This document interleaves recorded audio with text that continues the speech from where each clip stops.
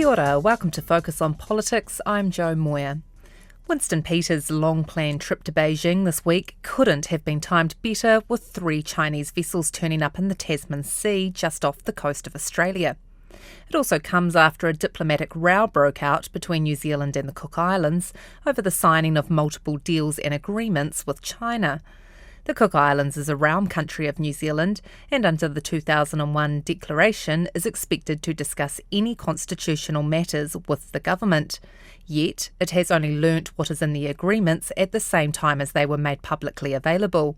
And Mr Peters noted on his travels to Beijing this week that it was somewhat ironic that he had found out more about what was going on with the Cook Islands from China than the Prime Minister, Mark Brown. Morning Report presenter Corin Dann travelled to Beijing this week to witness the opening remarks of Mr Peters' meeting with China's Foreign Minister Wang Yi at the Great Hall of the People, and spoke at length with Mr Peters after it wrapped up, more than 2.5 hours later. Well, Mr Peters, if I could begin firstly, I've just had a quick look at your statement.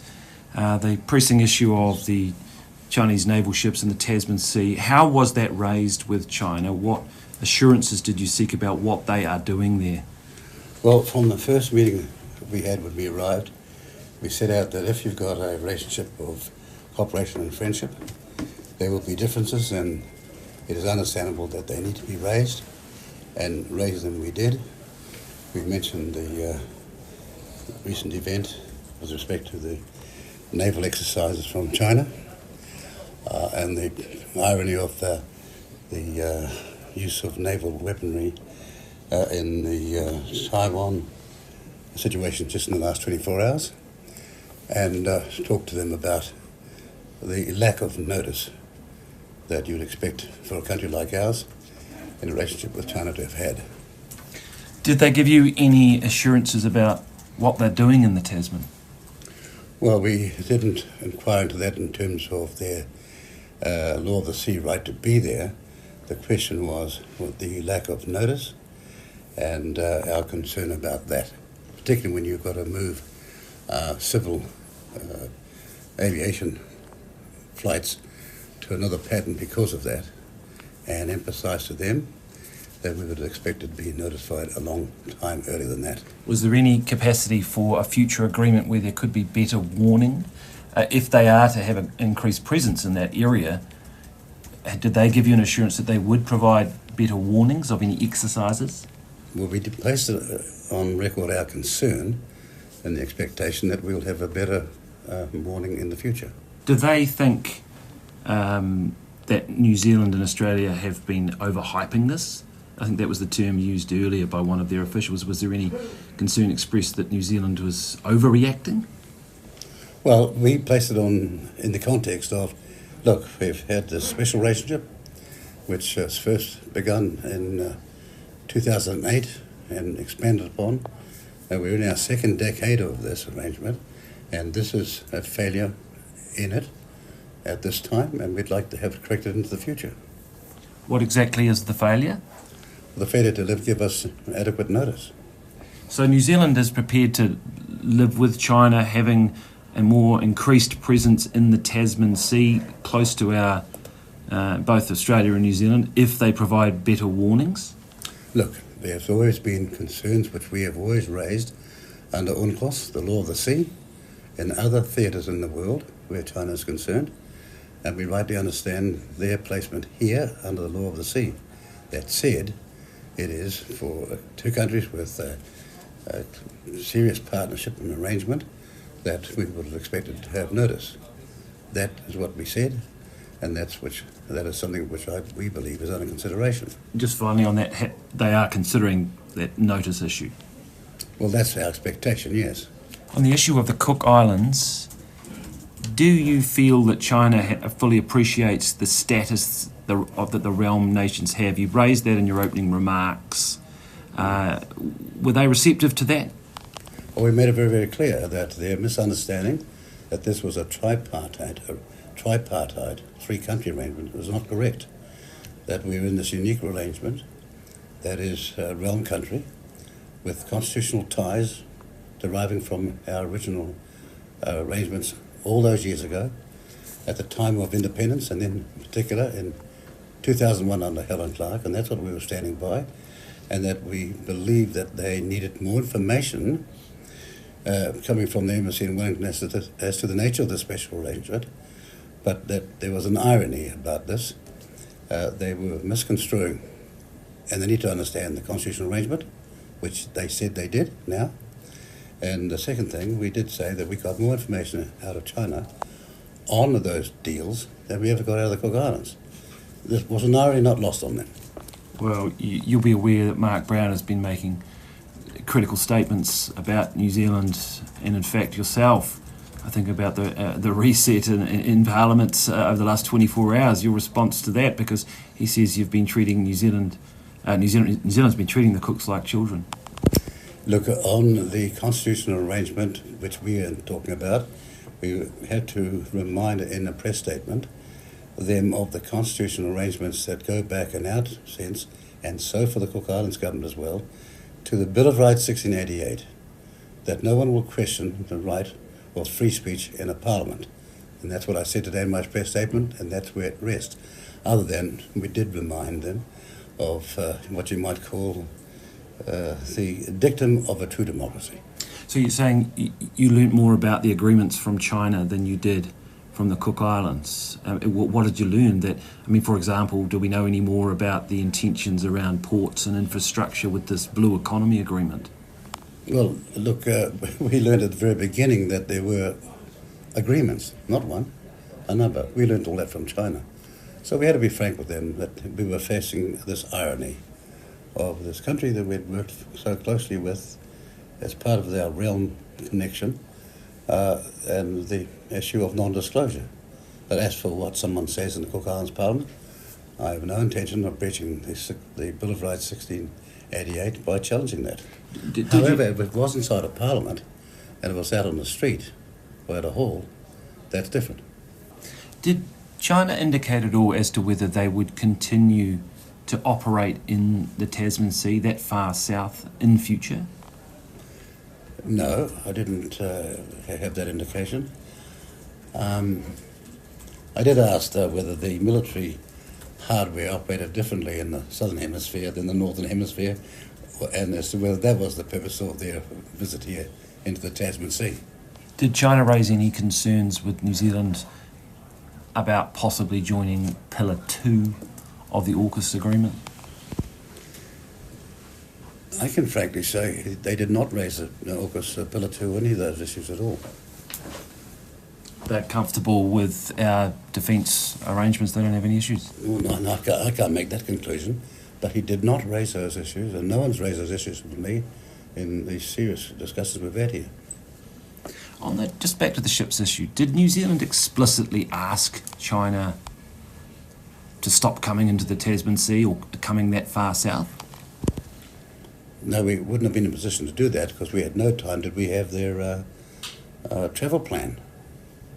So we wouldn't have done that. But in future, have you asked them to stop doing it? Well, you're talking about a discussion that I've got to have with all my colleagues and dare I say it, others, and it'd be wrong of me to give you an answer before those consultations. But could we even tell them to stop doing it, I guess would be my question too. Well, now, you're asking for a hypothetical, which I'm not prepared to answer because we have had, as I said, some serious discussions here about our concerns as to what it means. But that is something for a future time. I mean, Mr. Peters, you've been a foreign minister for many, many years. So has your counterpart. How serious is this issue of these ships coming into an area this far south? We've had it described as unusual, but for someone as experienced as you, have you had to encounter something this difficult? Well, in terms of the two examples we've got, the firing of a missile with very limited notice to us into the South Pacific and no notice to many Pacific Islands countries, yes, it was a matter of concern and we expressed it very clearly. And then we said on this occasion as well, here we were with literally no notice at all, having by telephone conversation to civil authorities a warning when between our two countries who've got this comprehensive partnership, that should have been advised to us. We made it very clear. Has this damaged the relationship between New Zealand and China? Look, I've made it very clear in the beginnings of all our discussions here that we have got concerns, and countries that have a decent relationship will understand that sometimes when things go wrong, it is the quality of that relationship that enables one or other of the parties to raise them frankly. And that is what we exactly did. The relationship with China is helped by having a foreign minister who has done the job many times before, who already has close and respectful relationships with the Chinese political upper echelon, many of whom have had long careers already in the foreign affairs game.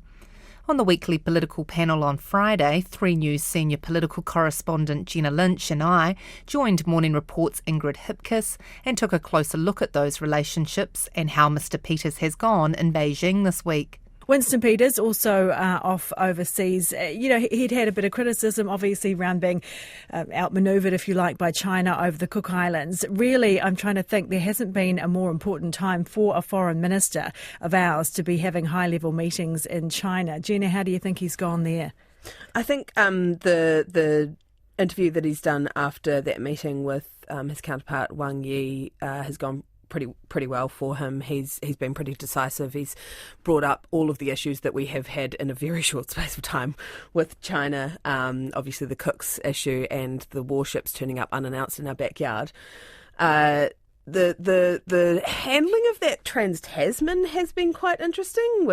I think there are still questions for the Navy and the New Zealand Defence Force to answer about why it took an hour for them to alert anyone in Australia that there were warships going to fire missiles into the air within an exclusive economic zone of Australia. Minor matter. Yeah, pretty strange. I mean, I just would echo that, really. I think obviously Winston Peters was a scheduled trip. He didn't bust over there because of all of this happening, but wow, couldn't have had better timing for him to be getting there, really. We see quite a different Winston Peters overseas to what we may have seen in the House over the last few weeks. Well, yep, definitely. I think just the week before, Ingrid, I might have been discussing on this very panel that Winston Peters can't just have a New Zealand First hat on and then whip it off and put his foreign minister hat on and then whip it off and become the Deputy Prime Minister. You're always the same person, but he kind of does very cleverly and strategically managed to do that, and he has done that very well this week. He has been very statesmanlike. He's done a very, very good job over in China, and obviously he's heading to Seoul today as well. And look, I think he's in his element in those situations. I think it's massively helped by the fact that he has been foreign minister many times before. China also has a system where their sort of big players at that sort of high political level have also been around for a long time too, and that means that there's good rapport, there's an established relationship there, and that really works in Winston Peters' favour. And if you had someone else fresh going in there, I don't think that they would have the same level of frankness in those conversations and be able to speak as openly and honestly about how New Zealand is feeling about these matters if it wasn't him. Earlier this week, RNZ's Phil Pennington spoke with Defence Minister Judith Collins about the relationship with China. He began by asking whether New Zealanders should feel assured the government has got everything in hand. Well, China has the largest navy in the world. It is increasing it at a rate of knots, you could say, if I can use that pun. But it's also not our enemy. It is a very, very good partner on trading issues and many others. But let's be frank, China has been moving in the Pacific in a way that has not necessarily always been in our best interests or those of the Pacific. We look at what's happened in the Cook Islands. We look at some of that activity, and we can see that we can't just think China of today is the same as the China of 15 years ago. Do we pivot to the US because they've pivoted to Indo-Pacific? We pivot to the US, it seems. Is that correct? We are pivoting more to the US? Yeah, it would be very foolish to discount the US as a very reliable defence partner. It has always been a reliable defence partner. I'm talking about the change now, though. Are we changing because of the new settings? No, I don't think we've changed our settings. I think we've very clearly always been very close with Australia. We are very focused on the Indo-Pacific region, and we'll do some things outside of that, but primarily, like the Australians, we're very focused on the Pacific. So, on China, is she a hawk or a dove? Oh, I think I'm a sensible person in the middle, really. I'm one of those people who's very happy working with China on trade issues. But, when it comes to things like national security and with human rights, no, I'm not of that persuasion. But I'm very happy to work with China when it comes to trade and science in the areas that we have a lot of compatibility. That's Focus on Politics for this week. I'm Jo Moir. Thanks for joining me. Mā te wā.